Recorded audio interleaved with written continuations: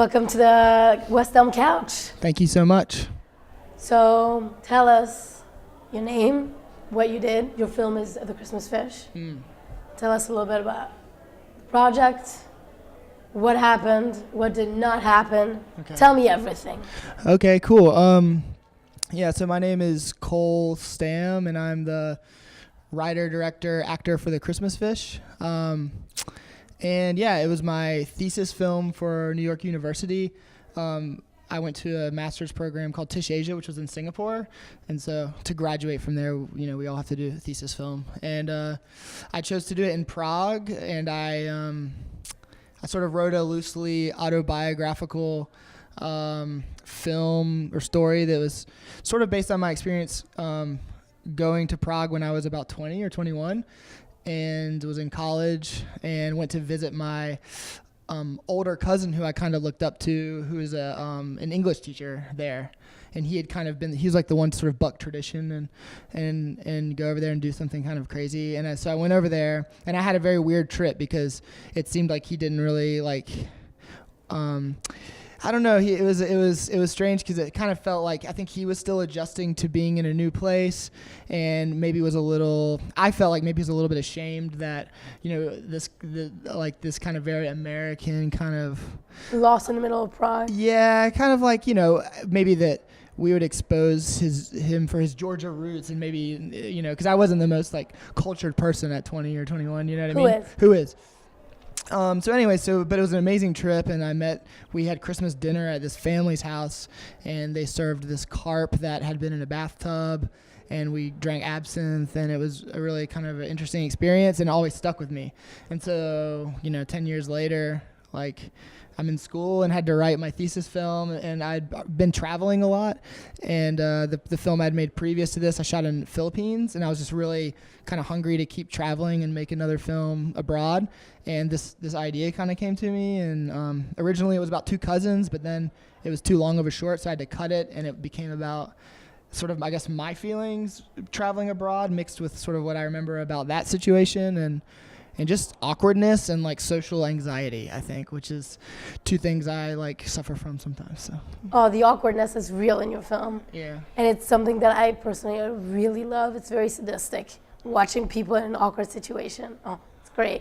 So 10 years later, you found yourself again with a carp in the bathtub. Yeah.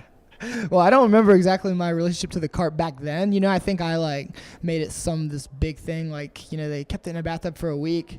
I don't know if you're like that with memories, but I always exaggerate a lot of things. And I can't remember what was real or not. And to me, that's kind of funny. But yeah. No, absolutely. Yeah.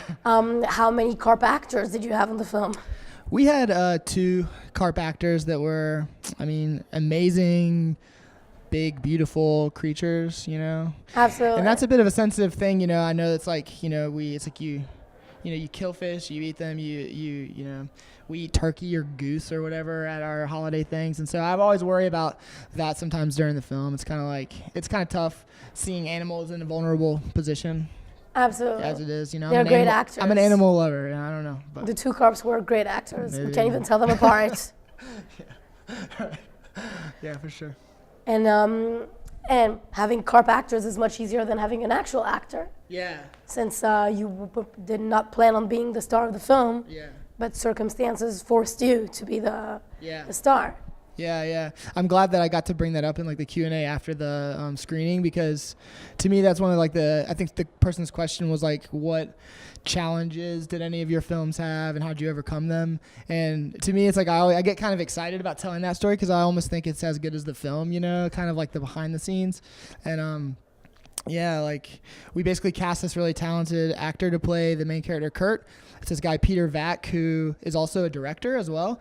And I think he's been in South by Southwest quite a bit. And I met him through a friend, and he was really down to play the part. And he was like, all right, I'm coming. And I cast him very late in the process, which is what sort of screwed me over in the end, because he has agents and there's SAG contracts and all this kind of stuff.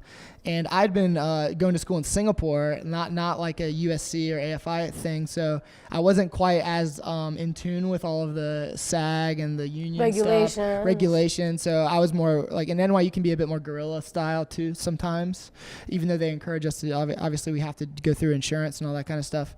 But it ended up screwing me over because I just cast him too late, couldn't do the paperwork in time. We shot a day with him, and then we got a really like kind of cease and desist letter. Like if you, continue shooting with him, then I'll jeopardize my ability to work with like SAG actors in the future after this project.